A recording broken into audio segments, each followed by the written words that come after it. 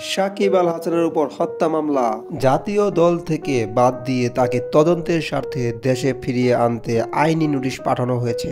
Notice প্রদানকারী barrister সজীব মাহমুদ বলেন, এর আগেও সাকিবের নামে অনেক রকম অভিযোগ ছিল, এখন তার নামে একটি হত্যা মামলা হয়েছে।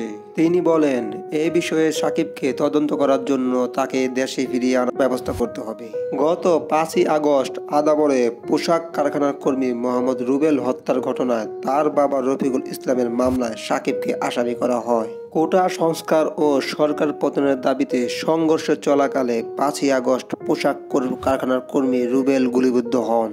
পরে চিকিৎসাধীন অবস্থায় তিনি মারা যান। হত্যার নির্দেশদাতা হিসেবে সাকিব আল হাসান সহ প্রধানমন্ত্রী শেখ হাসিনা ও ওবায়দুল কাদের সহ 156 জনকে আসামি করা হয়। এখন সাকিব আল হাসান পাকিস্তান সফরে আছেন। খেলা বাদ দিয়ে দ্রুত দেশে আনার জন্য বলা হয়েছে। খেলাধুলার সব ধরনের আপডেট পেতে অবশ্যই চ্যানেলটি সাবস্ক্রাইব করে পাশে থাকবেন। ধন্যবাদ।